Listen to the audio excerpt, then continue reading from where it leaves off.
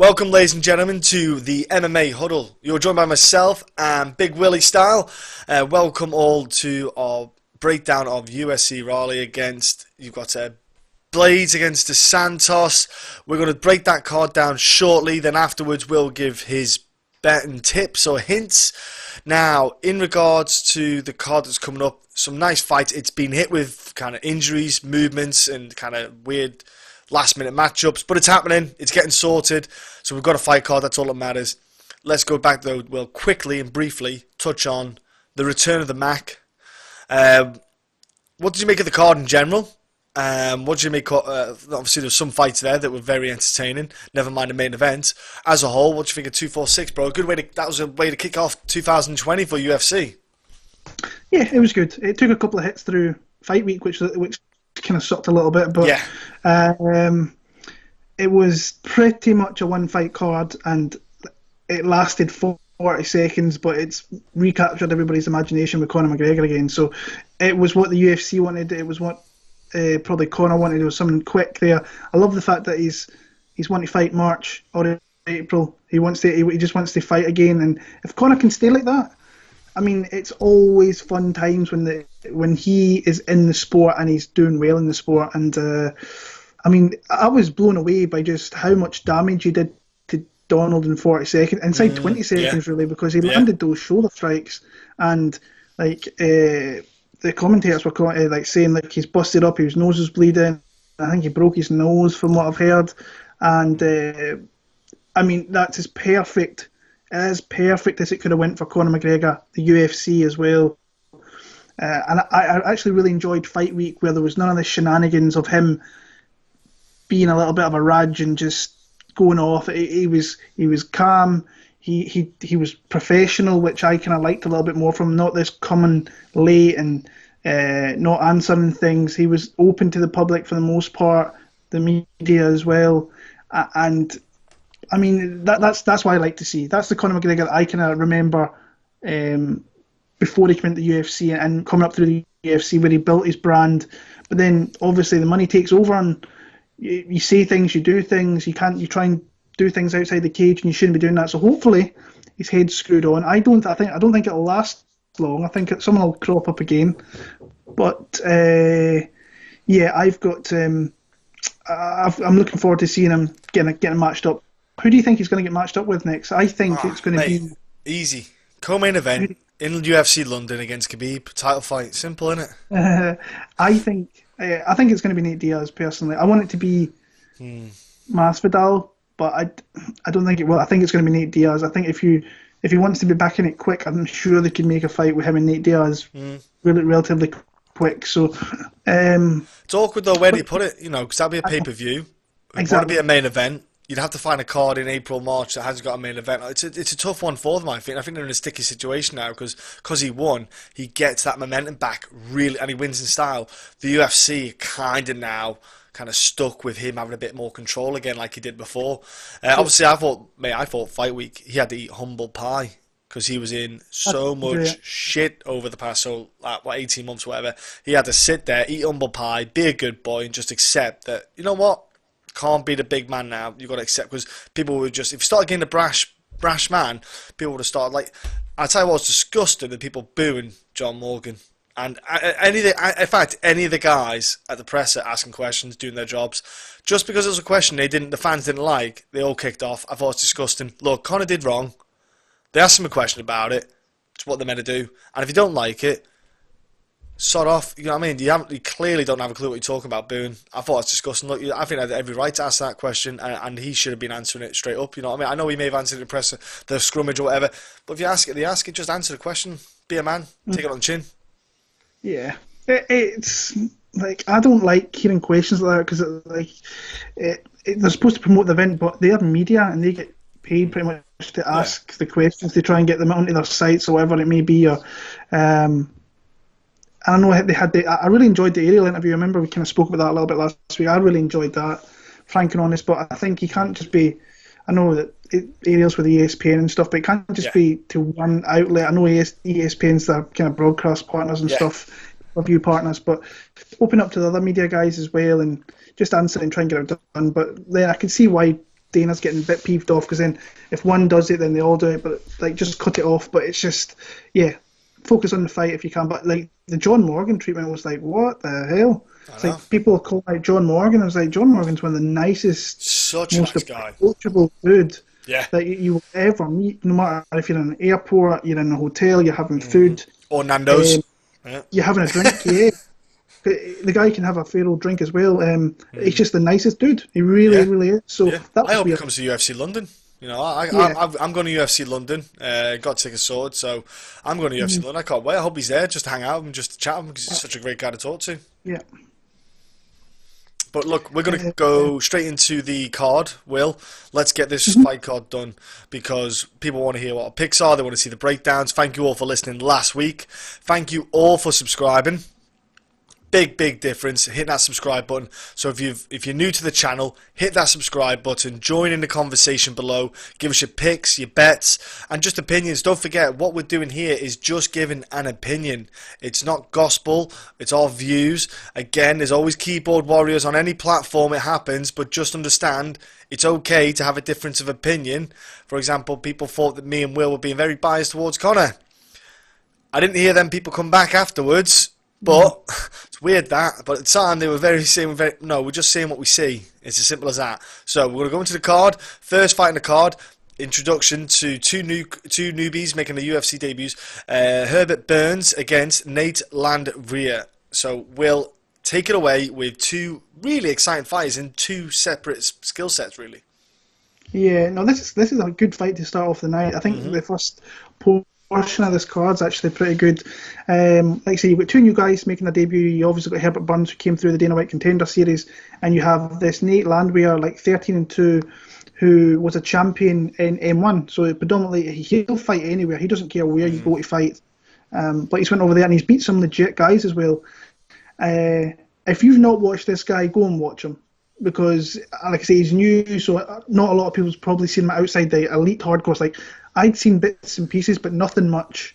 But when I sat down to watch his fights, I was like, God damn, this guy's going to be fun in the UFC. If you match him up right, it doesn't matter who you actually match him up with. I think he's just going to be a crazy guy to watch fight in the UFC. So, kind of things I was taking away was, like, his cardio is, like, serious. Like, it's non-stop, and he wears his opponents out. And he's like, he's not really technical in any area, but he's just an absolute savage at coming for you and not stopping. A very high strike rate. And he, like I say, he throws everything into his punches, but he can still keep it going throughout the entire fight, and he's just always on the kill. Like I say, he throws everything hard. Knees, elbows, punches, kicks, anything he can get a hold of, he will try and hurt you with any kind of body part. And he doesn't mind taking a shot either, because he is wide open. He is wide open to getting taken down. He is wide open to taking counter strikes. He recovers very well. But yeah, his kind of main thing is he outworks his opponents very well. But he has very bad takedown defense, and his takedown defense kind of leads him to really being taking risk at getting back to his feet, where he gives up his back. I've seen multiple people jump onto his back and nearly catch him with submissions and so on. Herbert Burns, Gilbert's little brother, I think, is a big brother, might be. I don't know, I can't remember. But his bread and butter, unsurprisingly, sorry, is his BJJ. I think his grappling's got better. It's super heavy from top position, as you'd expect, being kind of Gilbert's brother. So they obviously work a lot together. Once he gets opponents down, he's extremely, he's very quick to take the back, and once he takes the back, he's a hard guy to get in, and he usually gets his wins. I think most of his wins are actually by rear naked choke, throws fast kicks, uses his distance pretty well. But I think this guy can, like Nate Landwehr, can actually just completely wear him down with just his style. And like I say, this guy's going to have fun fights regardless. I think he's going to win himself some bonuses in the UFC. Like I say, Burns is pretty durable, but he has a massive advantage if this fight hits the ground. If he can get into a position here where he's got his he can use his jiu-jitsu, then I think he could get a submission. But I'm going to take a shot in Landwehr just for the fact that he's absolutely crazy. I think that, like, on his debut here, I think he's going to really open up a lot of eyes. He's going to garner a lot of fans here. Hard fight. I'm going to pick Nate Landwehr. I'm going to pick him via TKO, but would it surprise me if Herbert Burns came out, took him down, and got a submission in the first round or something? It probably wouldn't. So I'm going to go a second round TKO for Landwehr, though. Nice, bro. Nice. Well, look, I'm with you on Nate. He is a exciting addition to the featherweight. He is just, oh my gosh, I enjoy watching him a lot because he's like he's almost similar to like a Justin Gaethje, like I said to you off air. He's similar in that sense where he is relentless. He does not stop, and that's one of his assets. People think that, oh, he's got a great card. No, but the thing is, you've got to think about the person on the receiving end. If you're Herbert Burns and you've got a man who's not stopping, who's constantly throwing and constantly hitting heavy shots at you, it's exhausting because you're on the back foot. You're also not being able to throw your shots because this guy's throwing shots. Now, don't get me wrong, Nate gets hit. Nate's not, like, he's not technically the best with head movement because he's throwing these heavy shots. He kind of just goes with it. He does get hit. But Herbert Burns' striking defense is pretty lackluster. He leaves it in the dressing room, let's say. He doesn't bring it with him into the octagon. But with Herbert, though, he needs to get that clinch game. He needs to get that takedown. He needs to get close. Nate will probably offer that because of the forward momentum that Nate will offer. If I'm honest with you, if I'm Nate, I would take solace in the fights that Herbert Burns has had outside of the UFC, like on ONE FC, where his opponents, where they weren't afraid to get in the grappling because they just were on top of him and heavy.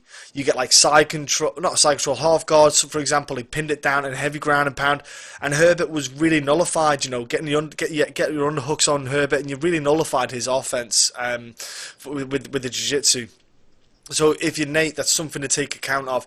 If Herbert's going for the takedowns, look for the reversal. Try and reverse the takedown and to get on top of him, and try to get past it, not past the guard, not be stuck in it. Herbert, obviously, he does offer quite a lot on the ground. He is a bit of a danger man, and like you said, Will, he does offer the back, Nate, with his scrambles to get up top, and it's just his scrambling to get up off the feet. He offers it. He may have tied it up. I don't feel like he's the kind of guy who will. I think he's the kind of guy who's, when he's in the fight and he's in that moment, it's more like a red mist, and no matter what that corner team says, he ain't listening to a dime. He ain't even acknowledging anything they're saying. He's just gone. But I'm on the Nate train. I think there's a violence about him that I like. I like the way his style is. I think there's some phenomenally fun fights in that featherweight division that he's going to have, and I think he'll be one of those. He'll be like a Mike Perry or a Gaethje of the 155 and 170 division. I think he'll be that kind of guy where he will offer violence, fun, and entertainment, and people love them dudes. And I think Nate's going to be one of them ones. He'll turn into like a bit of a fan favorite after a couple of fights. And trust me, if he wins, get him on the microphone, whatever you do, because his post-fight interviews on the mic, there's something different. That's all I'm going to say. If you want to go online and watch him, be my guest. So I'm going Nate as well. I think, if I'm honest with you, I wouldn't be surprised if he stopped Nate Herbert, because he hits so hard and when he cracks, dudes don't like it. You see them back off. Even they're just like, no. And I'm sure Herbert will not like it either. But a great fight we got up next as well. In the bantamweight division, Brett Johns returns finally. Now, if you look above, I'm going to put the link in for the Brett Johns interview I did. I got to chat with my boy, Brett. So that'll put the link in there for you to all jump onto. Now, Brett's not been out for a while. To be fair, he did go out and did get injured. And he was scheduled to try and line up a fight with Eddie Wineland, but he got injured and so he couldn't do it, so it was a bit annoying. The fight hadn't been agreed. It was proposed to him, let's say, last year, but then he got an injury. Brett did. But he's been out for 18 months, been crying and crying for a fight, and he finally got this fight offered to him. Okay, Tony Gravely is coming up the fight on his UFC debut after being on the Dana White Contender Series.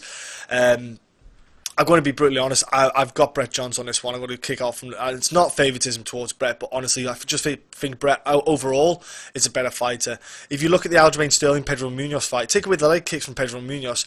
Overall, Brett Johns didn't do too bad in them fights. I thought the Aljamain Sterling fight, he got a little bit frustrated with the range. didn't take his time to maybe use double jabs, a little bit of footwork to close the distance on Aljamain Sterling, which could have led more to the striking. But overall, I thought he did good. Look at the takedown attempts from Aljamain Sterling. You know, he had a really tough time getting Brett Johns down. Now, that is partly due to Brett Johns' history and background with judo. You know, even though it's not wrestling, judo, if you've ever grappled with Joker, they are fundamentally solid core, really strong grapplers. So Brett Johns was a black belt in judo because his dad taught it, and his dad was a very good judoka as well. And then Brett Johns recently got his black belt as well. I want to say a couple months back, he got his black belt in jiu-jitsu after 10 plus years of training in it. Now, obviously, he being a judoka, you can't. I believe off the top of my head, if you're a black belt in judo, when you start Brazilian jiu-jitsu, you go straight to blue belt. So he did have a slight head start of other people, but it's only because of the grappling aspect he had. But that's something to take into account, that Brett Johns is no slouch on the ground. Tony Gravely, he's got okay striking. He's still developing it, but he'll try to grapple and wrestle, and I don't think that's going to go well for him. I think Brett Johns can negate the takedowns and also reverse them. I think Brett with the judo, you can get really nice inside leg trips, and Brett's shown that he can do leg trips and catch him out. Brett's talked about training with his kickboxing Muay Thai coach to negate the kind of things that happened with Pedro Munoz, where the issues he had was it was just a stance, the foot stance. If you watch back, his foot was facing inward, so which meant they check the leg kicks. It's very difficult to check a leg kick with the foot placement. It's something he's worked on, something he's looked at. So Tony, if he's going to look for that, he probably won't find an answer there. I think Tony's going to have a difficult time getting Brett down, and even if he did get Brett down, Brett's no slouch on the ground. He's got very good jiu-jitsu. He'll threaten Tony all day long. I'm going to go Brett Johns' decision win. I think he can pretty much probably just outbox Tony. I think Brett's got not bad boxing at all. I think his striking's good. I think he'll be able to outbox Tony. With the failed takedowns Tony's going to put into there, it's going to be tiring missing the takedowns, and I'm going to go Brett Johns' decision. Yeah, this was one that caught my eye because Brett Johns, like you said, he had an injury. Yeah. This guy's been asking for a fight since April, May last year, and he's just not been matched up, which is weird, really, really weird, considering the amount of European cards we have. And he'll fight. You'll see Brett Johns. He'll kind of go anywhere to take a fight. But it was just surprising he was out that long, because obviously he did get injured, I think, in 2018 after the Munoz fight. But I mean, he's coming off losses to two guys in the top 5 of the division. So, and I don't understand why he's been put into this kind of matchup, whether they're trying to build Gravely supposedly, or I don't know. It's just a weird matchup for me. And when I looked into it, I was like I think it's a bit of a style, a bit of a gap in both guys. I see just a little bit more from Brett Johns. We've seen him for years come through, win belts at Cage Warriors, and a belt at Titan. Came into the UFC, beat some fairly decent guys, gave us some stuff on the ground, beat like really black belts on the mat as well. He's got his black belt while he's been off this time. He's got his black belt in jiu-jitsu. So, and it's a weird matchup for me. When I look at Gravely, he's got some speed. He has some wrestling. I don't think his jiu-jitsu is all that good. I think his positioning is not that good. I think his jiu-jitsu defense is not that good.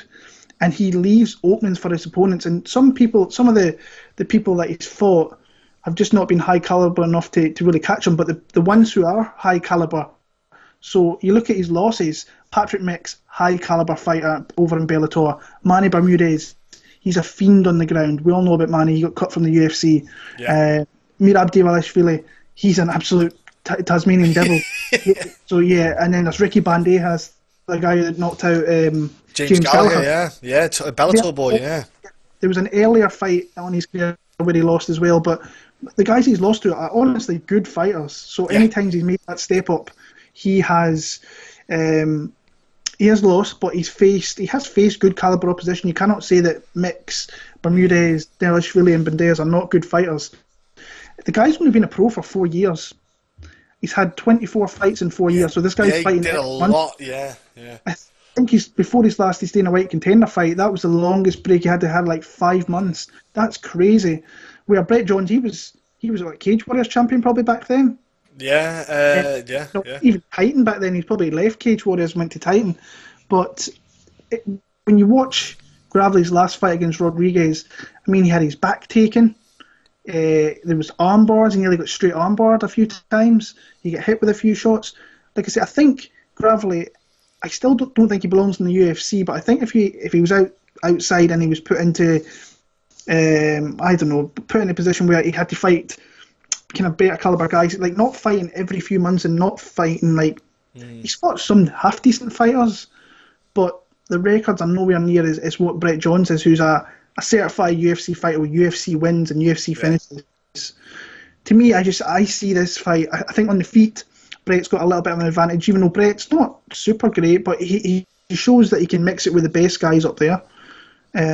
His grappling, I always think, has been underrated. I think his top position game is very, very good.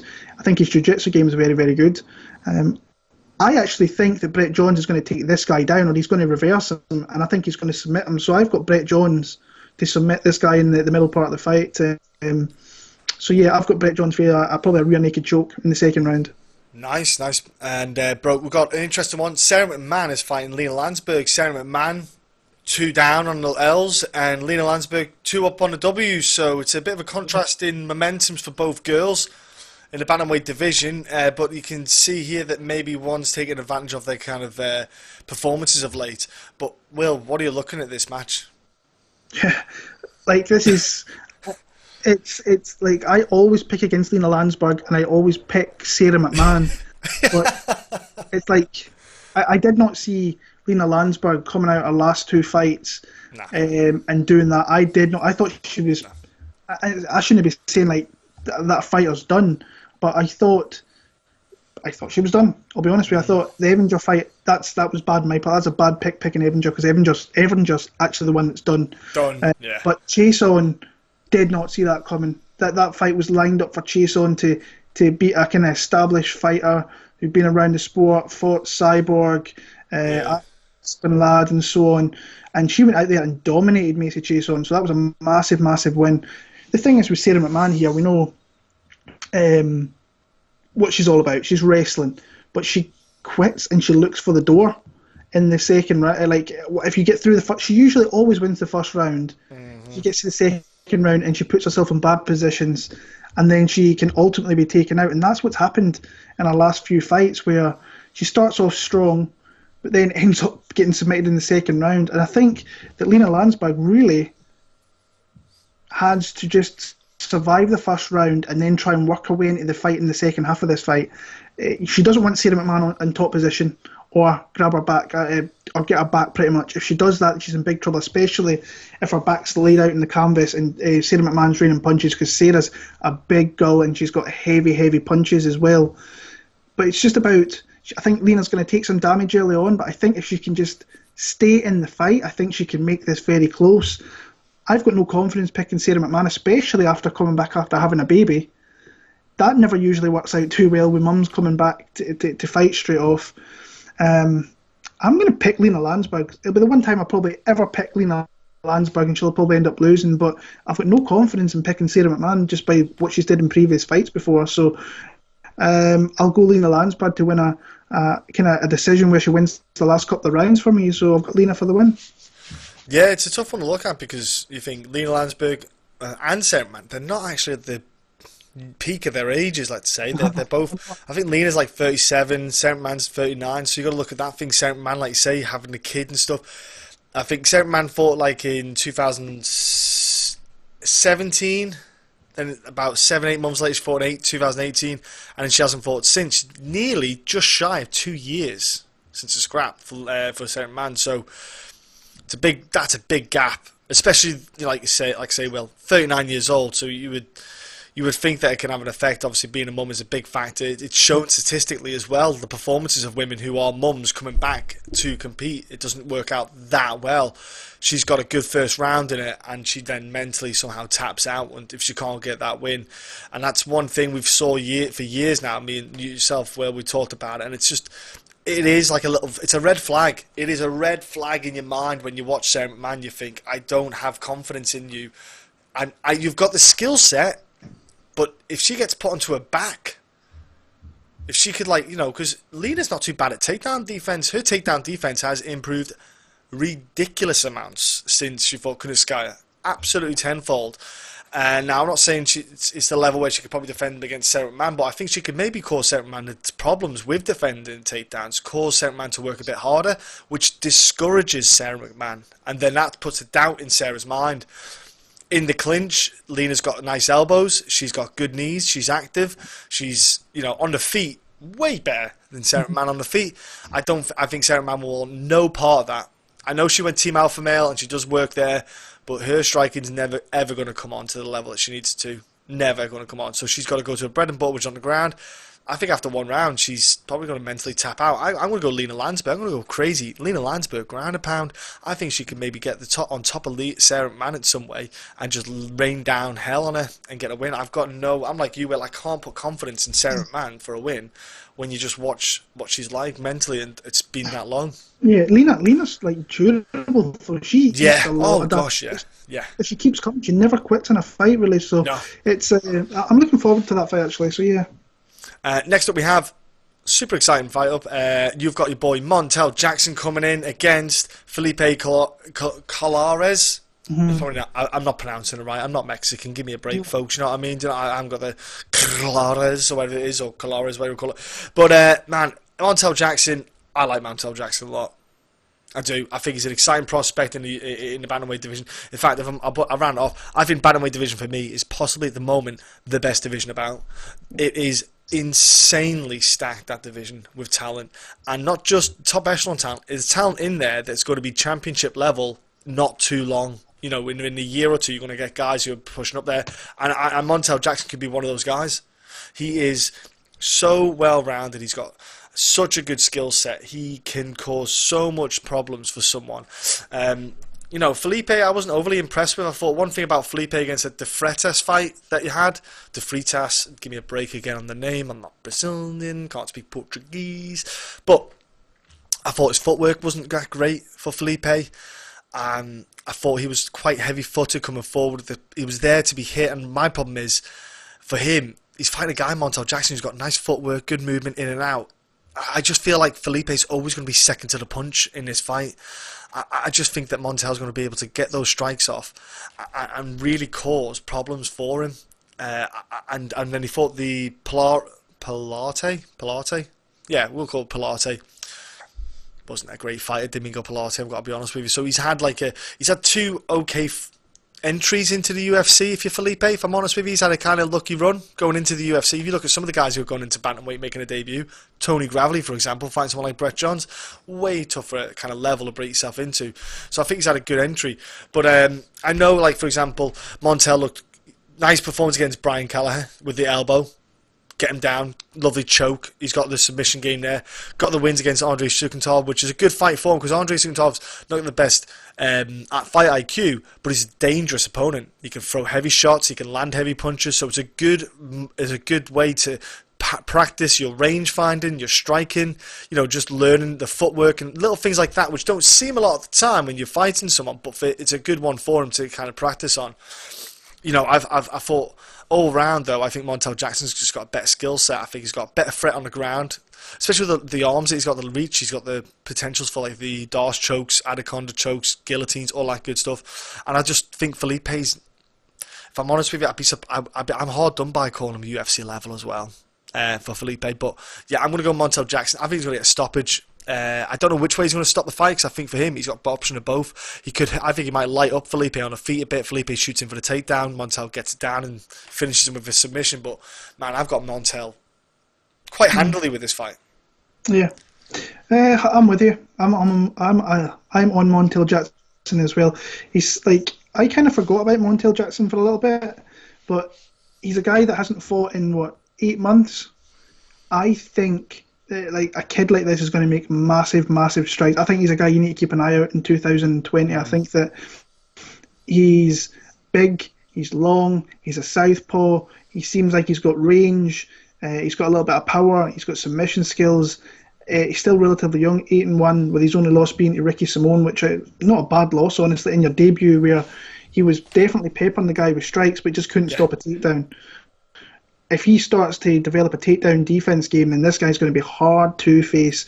Beat Kelleher, who won at the weekend very convincingly.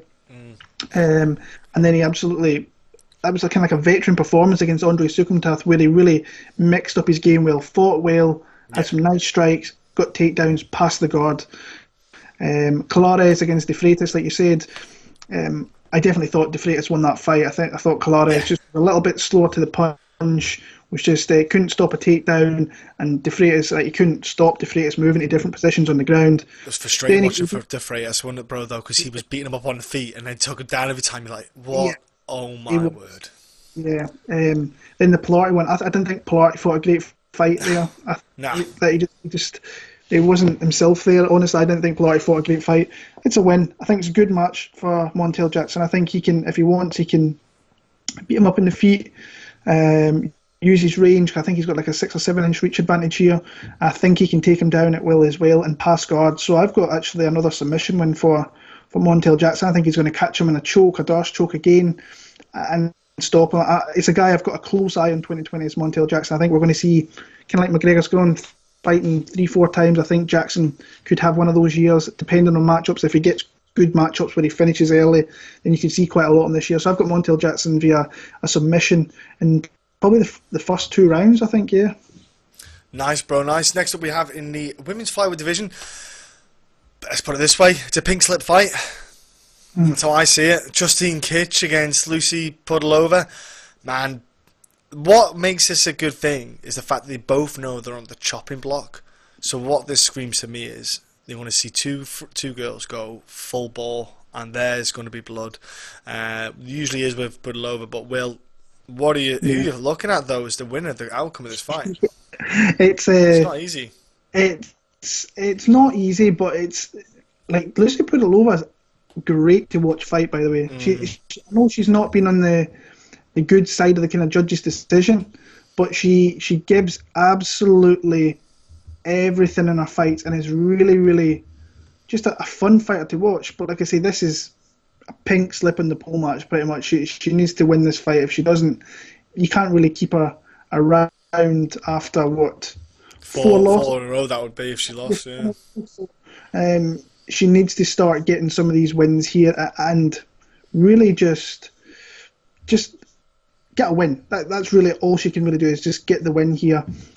High volume, if we're talking about Pudilova, she's got like very high volume Muay Thai.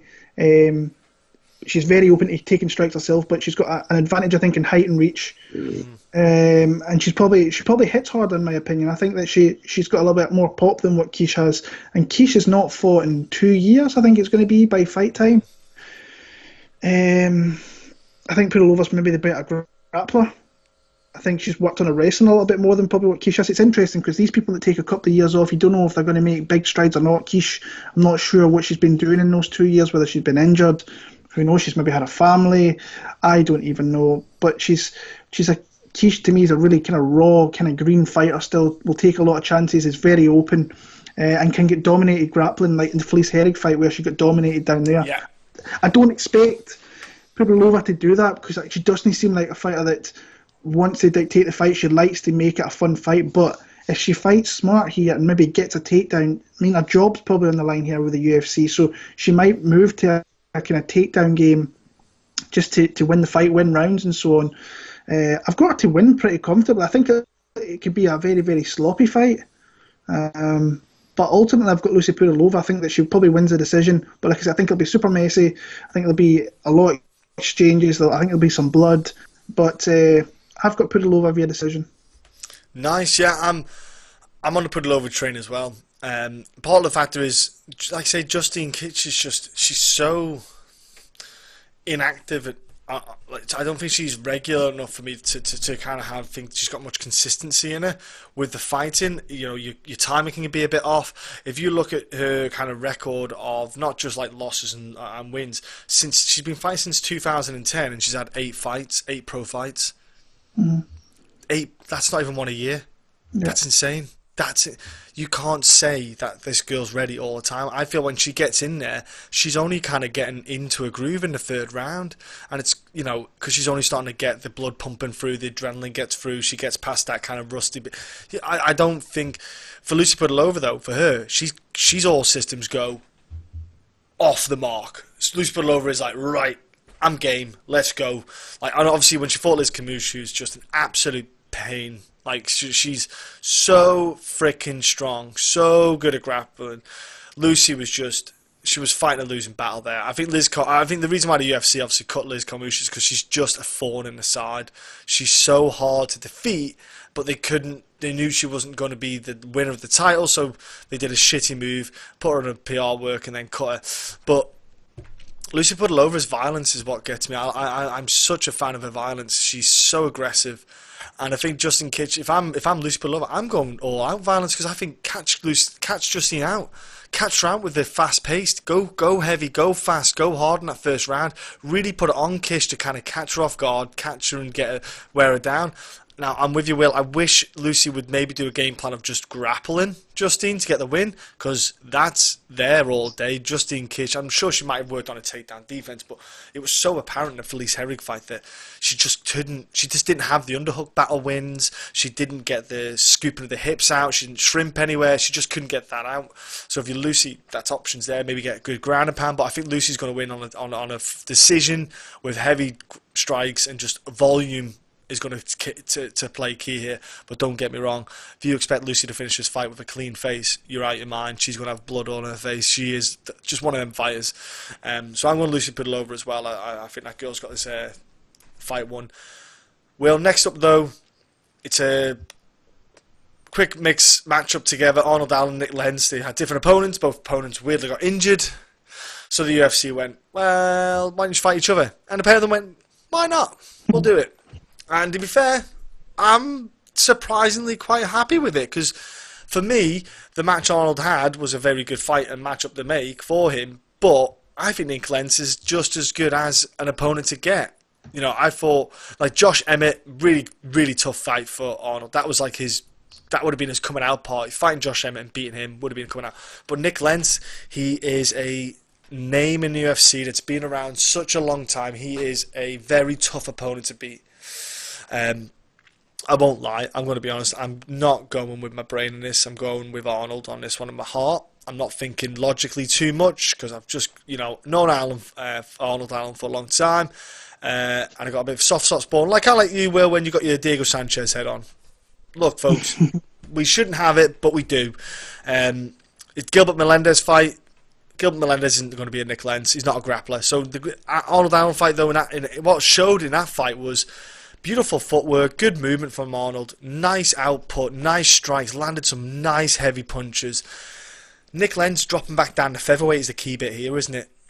I think that's one thing you got to all take note of. Nick Lentz was at featherweight, came back up to lightweight, had mixed results. Weirdly fought Charles Oliveira again. Why on earth he thought it'd be a different result is beyond me. He just needs to know his levels, and it's not Charles Oliveira. And lost again to Charles Oliveira. And in that fight, I didn't get anything out of that. I don't know about you, Will, but all I saw was nothing new. It was almost like watching him again. I just saw more better striking from Charles Oliveira, if I'm honest with you. The Scott Holtzman fight performed well. Scott Holtzman's a good fight to win. Gray Maynard, come on now, people. No one's going to take any note of that. Will Brooks was a good one. Good submission. Will Brooks looked awful.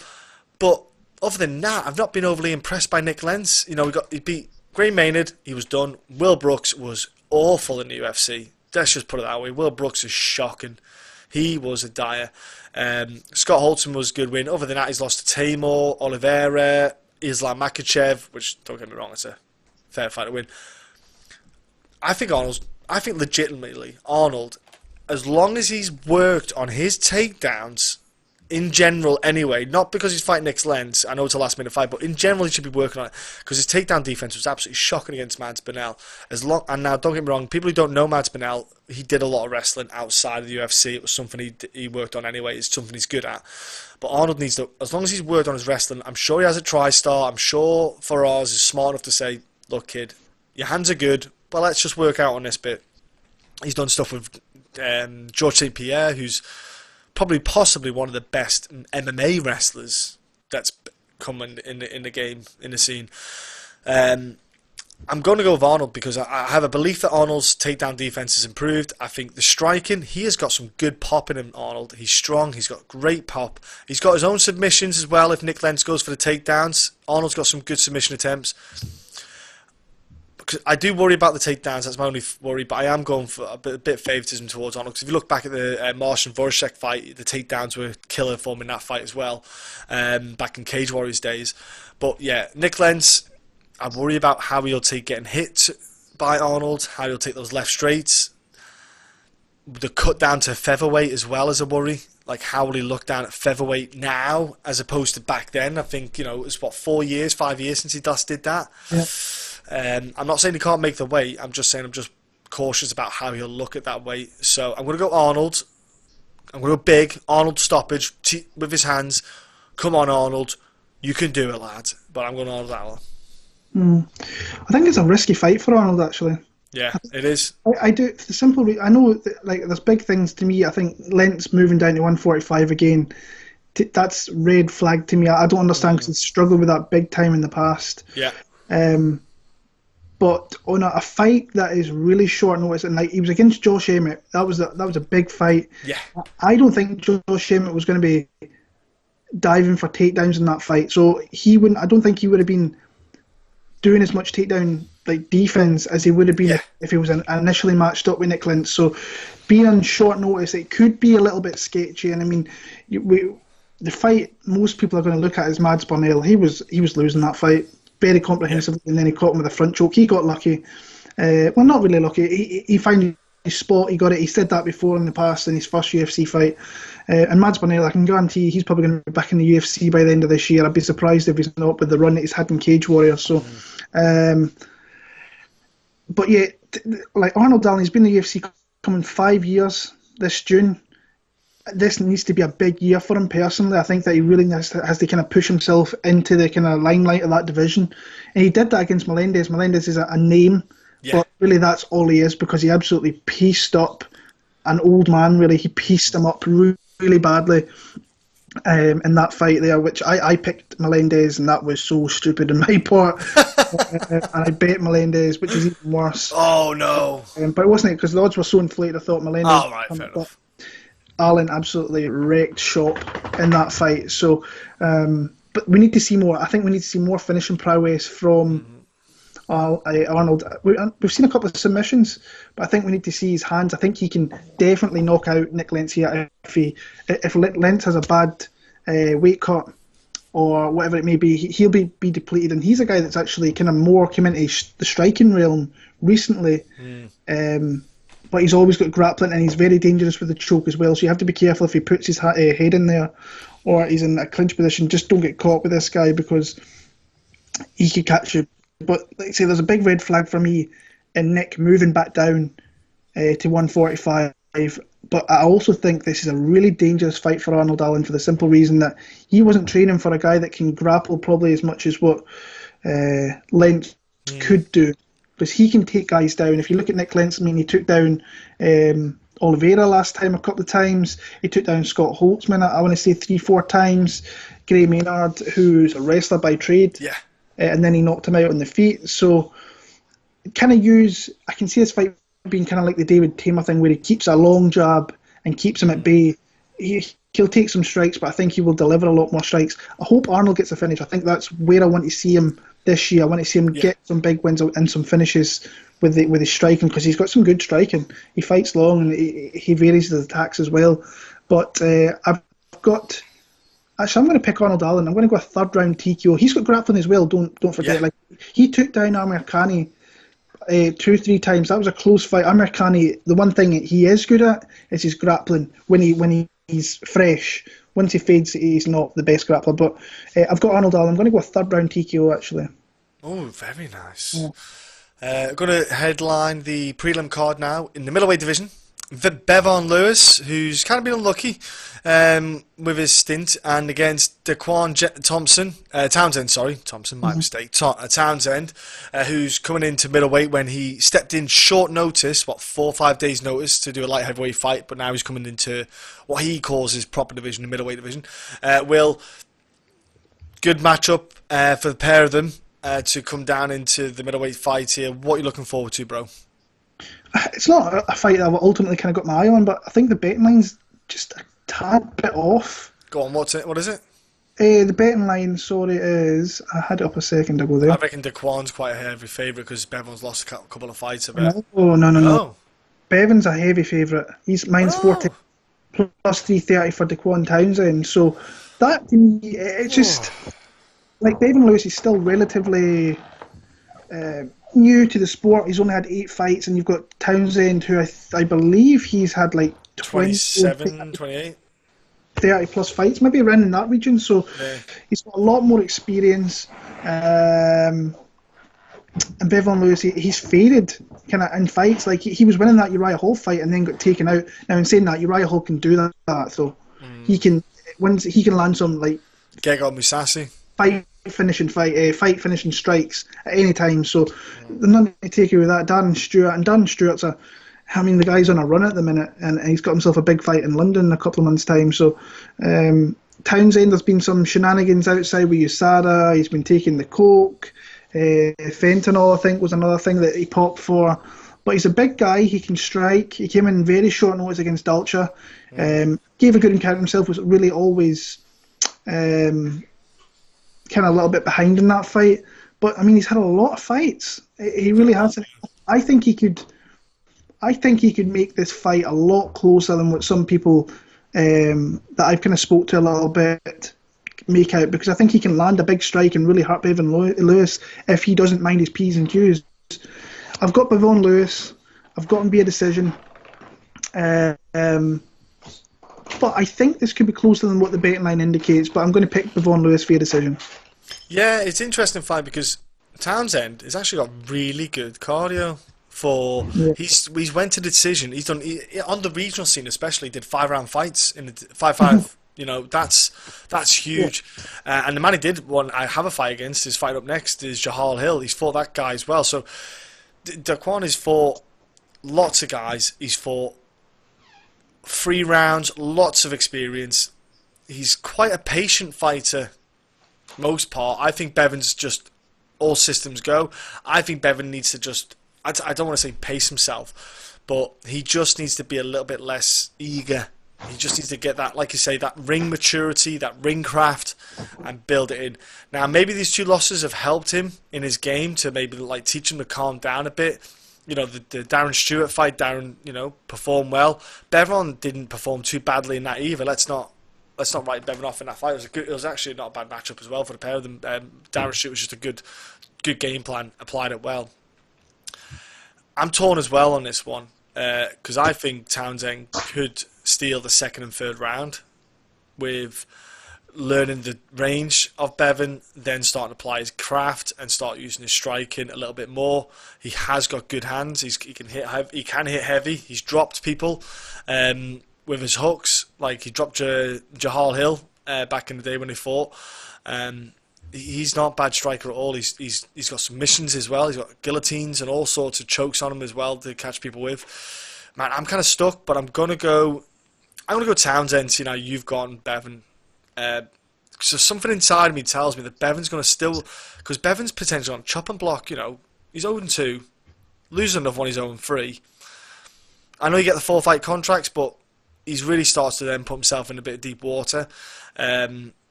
I think that maybe Bevon might come in first round, hot-headed again, eager, over the top, just going fast, and then he does tire off. Like 2nd, 3rd round, he just drops dramatically with his output, and I think Dequan's got that kind of knowledge and experience just to be able to pace himself for a good 3 rounds with a good number of strikes.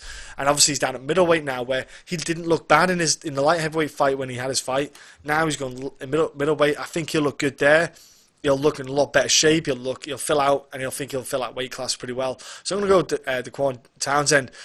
He finally got a stab in the UFC after a while in the regional scenes, but yeah, he worked his way through and he got hold of it. So I'm going to go Townsend, mate. I'm not going to write the old man off yet.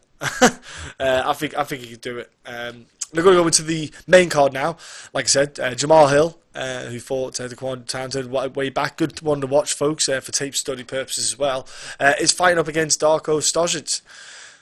Right, now, Darko is pretty much 90% of the male population. He's got a good 5 minutes, and then there's nothing left in him after that. And man, I'm going to go out from the outset. I'm going to Jamahal Hill here, because I just have zero faith in Darko Stosic. My issues with Stosic is the pros of him are he's got a great little powerful burst of strikes. When he hits you, he hits hard. But he only has a burst of like 5 or 6 shots, and when he's thrown them shots, that's it. He's done. There's nothing left in there. You watch him take a deep breath, and he puts his hands up, and he's dead compact. He's very tight, compact. When he fought Kennedy in his last fight, I remember one bit. I want to say second round, maybe third round. He let off this burst of shots, and he threw 9 strikes and 1 landed. So he must have, one of the earlier ones hit, so he just went with it. And Kennedy was moving, and he just missed with the rest.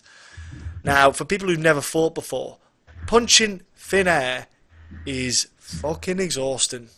It's so bad. It's so hard when you miss, as opposed when you hit, which, honestly, I've done bag work. I can do bag work for days. But you get me on the pads, and the padman misses, and the padman, what he'll do is your padman will sometimes move so you miss the strike to replicate you missing punches. Oh, that punch is so much heavier. It suddenly drains you more. Darko's got a good 5 rounds in. He comes forward, tries to be aggressive. I think Jamahal Hill, footwork, jabs, 1-2s. He's got them in bags. He's got them in abundance. He's got good wide stance. Back out, hit the 1-2s on Darko, and Darko can't close that distance. Because one thing Darko's not got is a good jab. He did not use his jab against Kennedy to close the distance. He just kind of walked it forward with his hands up, walking forward. Now, I know he's not been working with Crocop from what I hear, what I know of, but it doesn't make a difference. I just don't think he'll be any better. He's just got a really kind of flat-footed, poor style of fighting, if I'm honest with you. It doesn't suit him in this, it doesn't suit the way he fights. Like Devin Clark, you had a judoka against a wrestler in that fight. Devin Clark using his wrestling. Both of them weren't are the best at striking. Devin Clark tried to use he did use better striking because Devin Clark threw and implemented kicks, which I think was an advantage for Devin Clark in that fight. Kennedy started using the 1-2s a lot more. I thought Kennedy should have put Stosic away, if I'm honest with you, because in that fight he was throwing the 1-2s for days and was landing good 1-2s, but he didn't end up getting them put away. I'm going to go Hill. I think Hill might be able to stop Darko here, because I think if you can get enough 1-2s and get the momentum going, I think he just can't do it. He can't handle it so well. I'm going Jamahal Hill stoppage. Yeah, Stosic he's a funny dude. He's kind of jacked up, and he looks like he could be fairly decent, but then he kind of blows his wad really early, and then that's him. And I mean, that last fight against Nzechukwu, they not kick him in the balls like 3 times or something. Oh my gosh, he had point deductions, and even without the points, he lost anyway. But my goodness, because it was southpaw orthodox, wasn't it? You see, it's always coming with that one.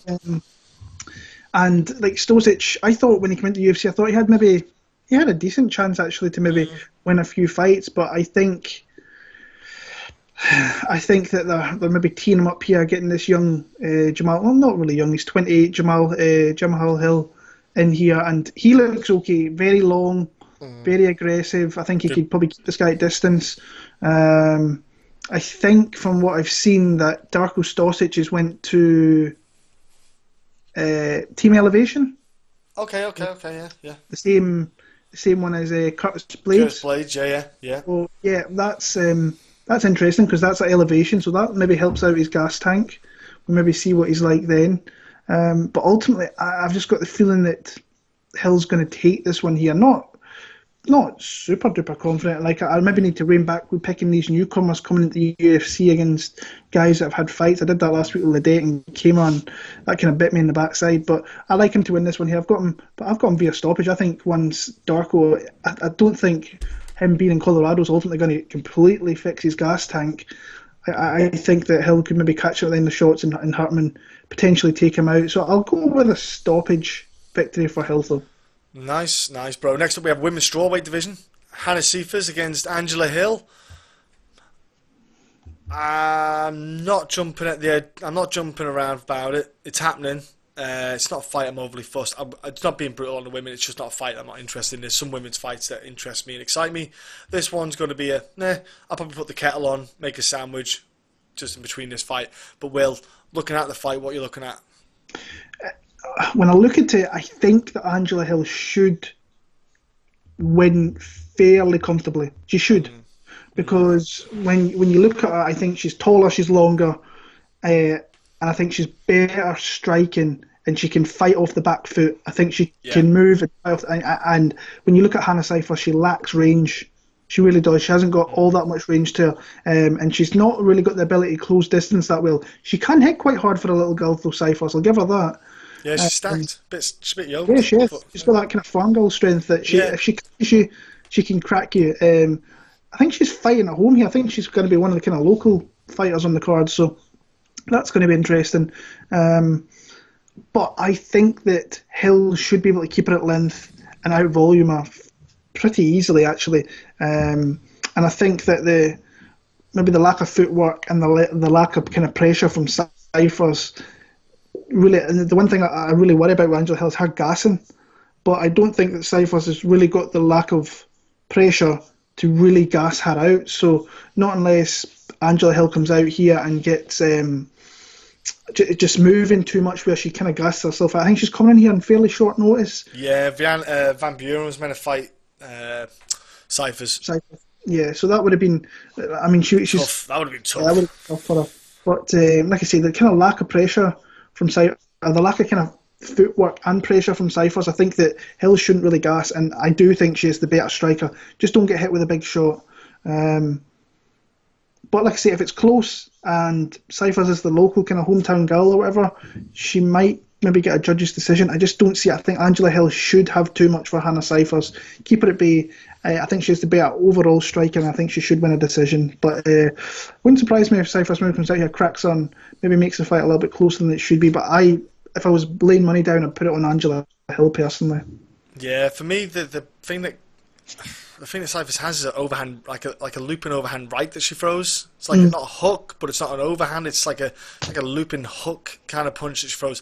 And don't get me wrong, it's a good punch that she's got and it lands, but it's kind of all she has as her main weapon. She sometimes doesn't set it up. Angela Hill's got way better footwork.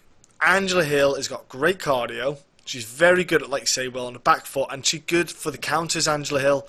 She's very good at coming back, kind of almost baiting you in to strike, and then pops off a good counter. Angela Hill's got nice counters with it. Good body kicks, good leg kicks Angela Hill throws during the round. And she keeps it ticking over. She's good, Angela Hill, with the numbers game, ticking over those strikes just to really get those points on the board for the judging decisions, because most fights in the strawweight division go decisions. I know Angela Hill got the win last time because of the cut with the elbows.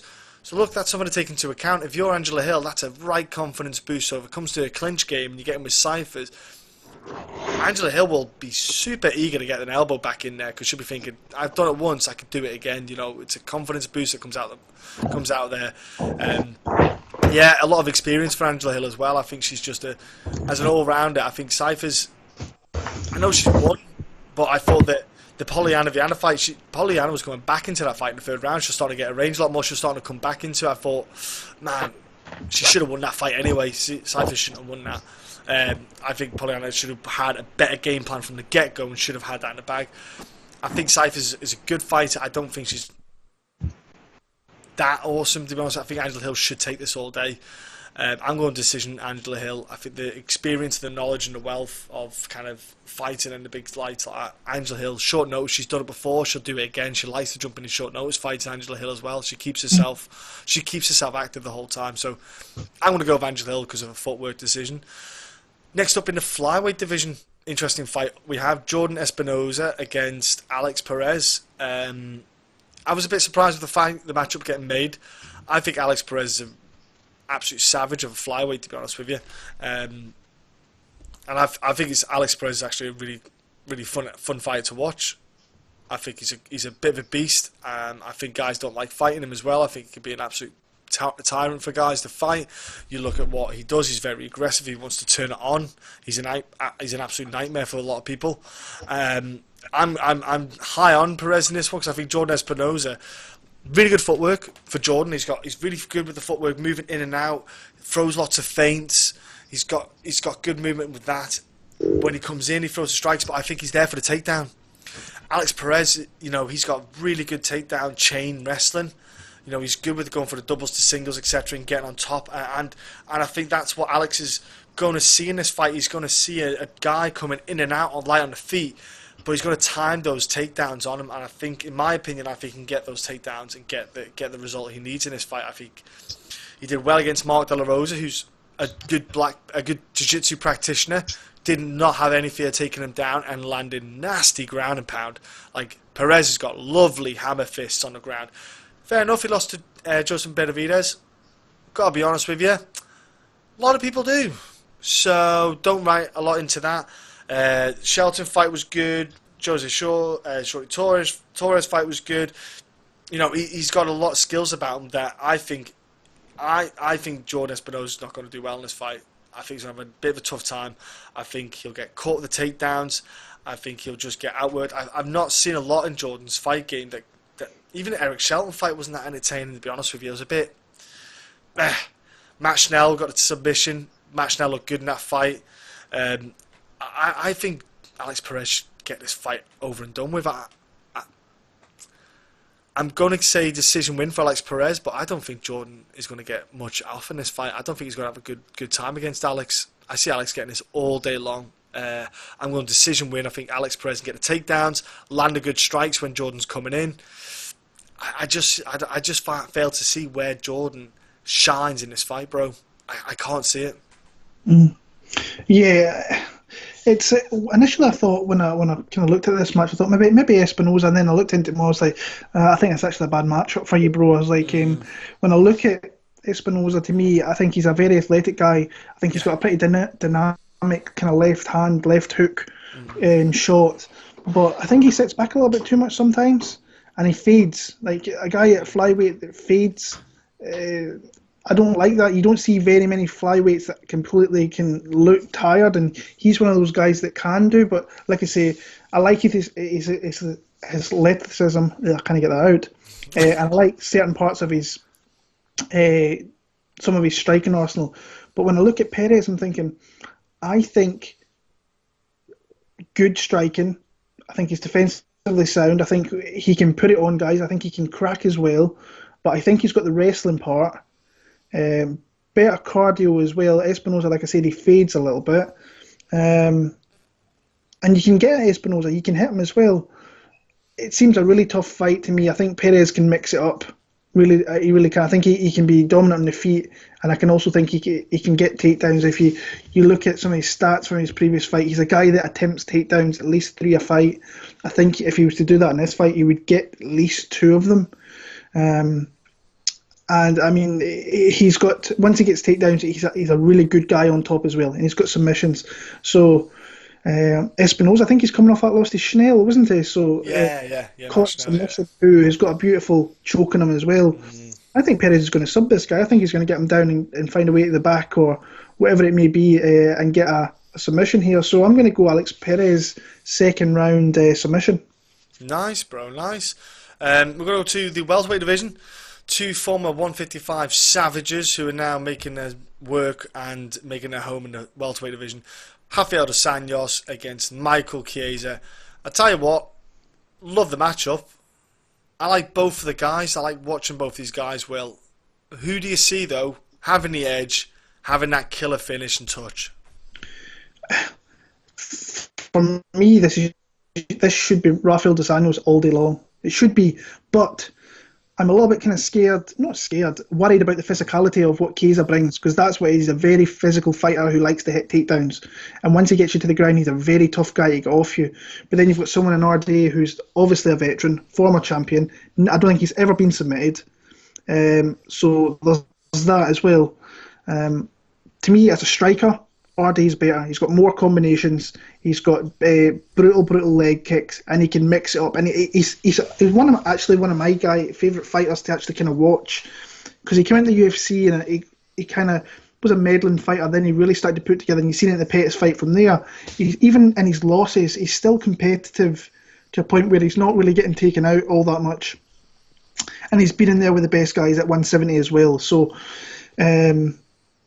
Chiesa, I think, once you can't, or what is, if you can, he gets you down, but if you get back to your feet, I think he's a little bit intimidated by aggressive strikers, and you've seen that in the Pettis fight a little bit, where he took Pettis down but couldn't keep him there, and once he got back to his feet, he tried everything to try and get that fight to the ground, and didn't like really being on the feet. And RD is a savage on the feet, he really is. I think he's going to be diving into the clinch, trying to get them up against the cage and look for takedowns, and he might get RD down on the odd occasion. I just don't think he's going to submit him. I really don't. If it gets into the clinch, I think RD is pretty solid in there as well. I think he can do a lot of damage. He did that against Robbie Lawler. Outside of RD, outside of Chiesa, maybe getting this fight to the ground and getting the back, I don't see how he wins this fight. I think Rafael dos Anjos there's no locks in this game, but I think there's a very solid chance that he wins this fight, honestly. Will he get a finish? No, I'm going to go dos Anjos via the unanimous. Over the 3 rounds, I think Chiesa will put everything into it, but I just don't think he'll be anywhere near enough. So I can see this maybe being like a 30-27 for dos Anjos, actually.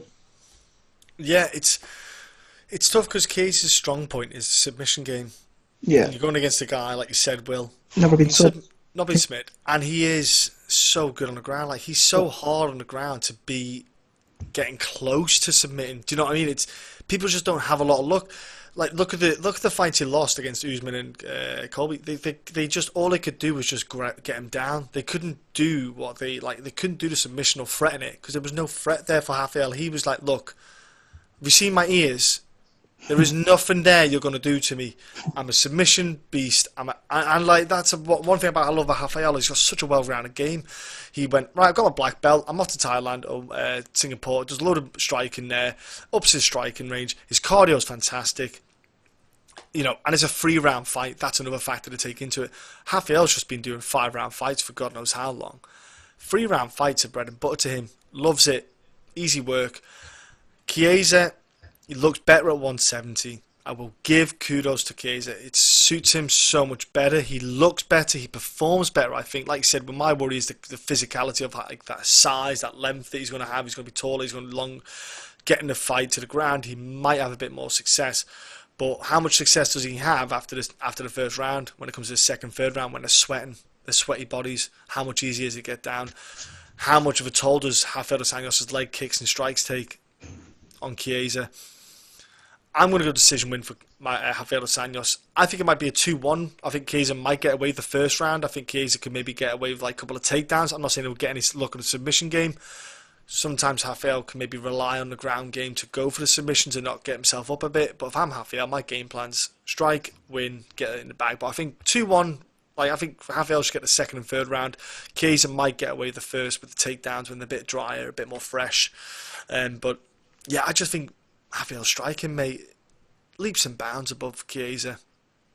Tough chin, tough character. And he always puts on, he always tries. Look at the Colby fight, the Usman fight. He did not stop Rafael. He wanted to keep throwing strikes, even in the later part of the round. So I'm going to go with my man, Rafael dos Anjos. He's a lovable fighter, and you can't not like that guy. Main event, no Will. We have got 2 skinny boys going up against each other. We've got Curtis Blaydes against Junior Santos. They both have a familiar foe in the past, but Will, I like the matchup for Curtis Blaydes' career, so to speak, because it's something that he needs. He needs someone like a Junior Santos in his career to get a win. For Junior Santos, he essentially needs to get a win, get back in that win column after obviously getting, which didn't look like a lot, but when Ngannou hits people, it's a death touch. He got clobbered by by Ngannou, and then when he went down to the ground, he just like kind of, went on all fours, hands above his head, went, fuck that, nah, no, I'm alright, good, I'm good. And he didn't want any of it. But before that, he was this Junior Santos was looking good against Ivanov and Tuivasa and Derek Lewis. But the problem is, Tuivasa, not an awesome guy. Ivanov, not a great guy. Derek Lewis is a good fighter, but not a great fighter. The thing about them guys I have in common is they're not fast. Those guys are not fast. They don't shoot for takedowns. They don't have the grappling thing that Curtis has, and that's something that Junior Santos has to look at. Curtis Blaydes will get you down, he will get on top of you, and he's a big dude. Look at Cain Velasquez against Junior Santos. That's one thing I go back to. I know it was a while back, that fight, when Cain Velasquez and him fought. What was that, back in 2013? But it's something to make note of. Cain Velasquez wrestling over Junior Santos was a bit, he has that threat of the wrestling that really nullifies De Santos' game. You look at the fights that Santos had when he didn't fight guys who had good wrestling. He was a bit more free, a bit more open with striking. But when it's a guy who's going to grapple, he just kind of shut it down a bit. And like Alistair Overeem had wrestling, if you wanted to use the grappling aspect. Stipe, another guy with wrestling who's an option. I think one of the things that that Junior Santos has is great boxing, improved and evolved his game as a whole. But Curtis Blaydes, I'm going Curtis Blaydes, mate. I am going Curtis Blaydes because I'm going with the wrestling factor. I think Curtis Blaydes can throw hands, but I don't think he is. I think Curtis Blaydes is going to go for a wrestling fest. If I'm Curtis Blaydes, I'm just going to try and tire Junior Santos out, gas him out, get him down. Throw leg kicks maybe on Junior Santos, but get the fight to the ground. That's all I want to do. I'm going to go Curtis Blaydes. Potentially get a submission on Junior Santos, but I would be surprised if he did, if I'm honest with you. But I'm going to go Curtis Blaydes with the wrestling side of things. Maybe get like a stoppage later on the round, just from the ground and pound, maybe just being on top. Because he's good at getting it back as well, Curtis Blaydes. He's good at getting the hooks in to really tire guys out. So I'm going to go Curtis Blaydes, bro. Yeah, I'm going to pick Curtis Blaydes as well, but I'm sitting back here and a little bit kind of looking at it. When you look at Junior Santos, and really you shouldn't really be watching, if you're going back and watching his fights, you shouldn't be watching his fights with strikers. Like the Lewis fight, you're going to take nothing from that. The Tuivasa fight, you're going to take nothing. You need to go back and you need to watch the Velasquez fights, maybe Stipe? A little bit of the Miocic fight could shoot for there. Yeah, so you look at those type of fights, because Blaydes is not going to stand with this guy. He's not. If he does, then he's got a high chance of getting knocked out. Not that Dos Santos has got the death touch like Ngannou's got, but if this stays standing, he will get outboxed absolutely the entire fight. But when you look at Dos Santos, outside of the fights with Velasquez at one, and I think it was the rematch, he got him down, I want to say 10 plus times. Outside of that, he's only been. Cain got him in the third fight, and then I think Miocic got him in. I want to say it was the first fight I think they had that he got him down once, but Dos Santos also took him down. Outside of that, he's not really been taken down by anybody. And saying that, he's been fighting Tuivasa, Derek Lewis, Ben Rothwell, Blagoy Ivanov. They're not going to get him down. They're not predominantly big wrestlers like Curtis Blaydes is. Curtis Blaydes has got the most takedowns, I think, in heavyweight history. I think he's got like 45 to 50 takedowns. So we know what his game is. His striking's always, it's never going to be great because it's not probably what he focuses on mostly. But what he has, and once he gets you to the ground, he doesn't stop. Like if Dos Santos starts to get back to his feet, he will chain things together. He's a really good chain wrestler. And once he's on top position, that guy's a bitch up top. Like he is absolutely horrible. I would hate to be underneath with the ground and pound that he's got, because he just throws elbows, like long elbows as well. The one against Overeem where he came over the top there and caught him, and I think he cut him straight down the head there. I would hate to have that guy on top of me raining shots, and I can see parts of this fight where he could get a takedown and he could get to a dominant position and start to really hurt him with some ground and pound. Kind of like the Mark Hunt fight where he got him down loads, but Mark Hunt just battled himself, got back to his feet. He's just so big, he's so stocky. Yeah. He got back to his feet. Now, I can see Dos Santos probably getting back to his feet, but I think there's going to be a point in this fight where Dos Santos' back's going to be on the canvas, and I think Blaydes is going to rain ground and pound. But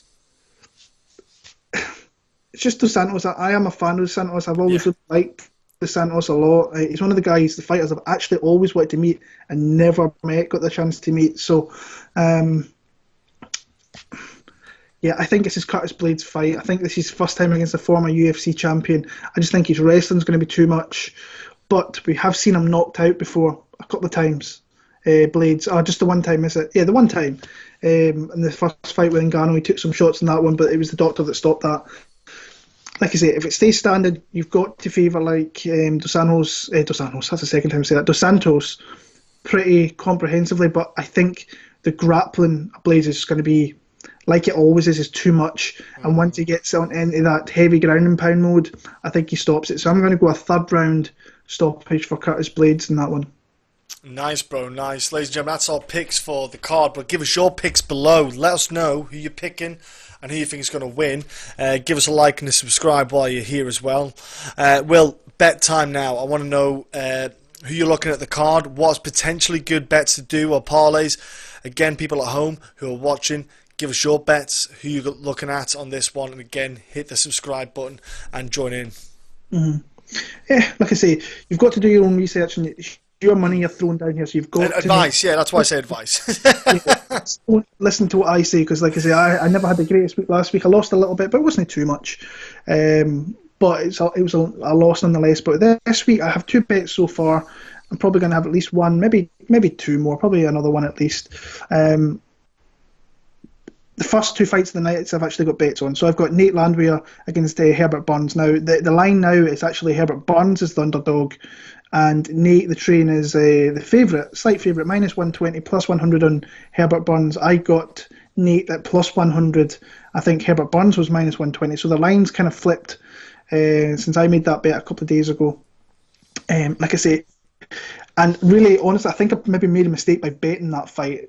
I think I came off watching Nate's fights and I thought, right, that guy shouldn't be the underdog, but I knew that he wasn't going to stay there. I thought the public, once they seen it, they would start betting Nate at underdog and he'd move to a favourite, and it has kind of came to fruition that way. But there is definitely a path to victory for Herbert Burns here, and because he will have opportunities, not unless he gets hit with a big shot early, to maybe get this fight to the ground and maybe get to the back, and if he does, then it could be good night Irene. So that, to me, is a bit of a risky bet, thinking about it now, but I've got underdog odds on a guy who is going to fight, and even if he's a guy that will go to sleep, he will fight every position to try and get out of that. So I've got Nate Landwehr to win that fight there at underdog odds. The next one is Brett Jones. To me, this kind of baffles me a little bit, how he was a pretty handle underdog. He was like +120. He's still underdog now, isn't he? Yeah, he was, and I think he was +115 here in the UK. So now he is +100, and Gravely is -120. I don't understand. This line to me should be reversed, and maybe Brett Jones should be a little bit of a higher favourite. I don't know whether the UFC think, or the public think, that maybe Brett Jones is coming off an injury and this and that, but to me he's got so much more experience in the big stage, fighting good fighters, and he is a good fighter himself, won titles in different organisations, that it's just an odd one to me. So I bet him at +115.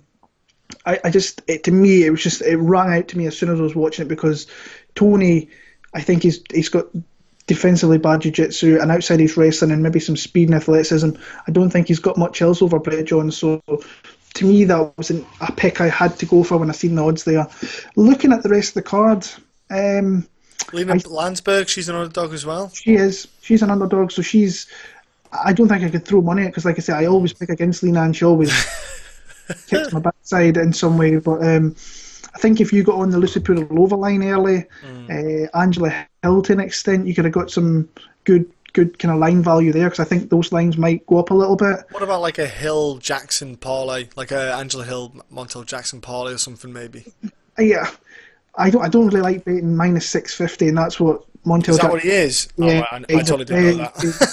He's a big favourite. If I was going to parlay, so I think Angela Hill is a decent parlay piece. Yeah. Okay, then someone else then, for example, like a Rafael dos Anjos maybe. What's Rafael?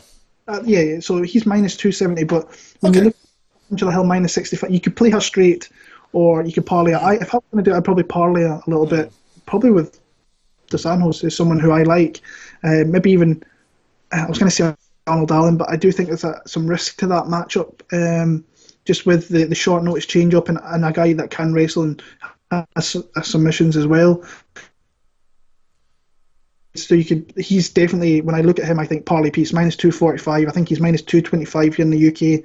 So he's a parlay piece. So you can maybe go Curtis Blaydes, Dos Anjos, maybe have them two, or Curtis Blaydes, Angela Hill, and that you're going to beef up your parlay a little bit. So that's kind of where I'm looking if I'm going to make another play.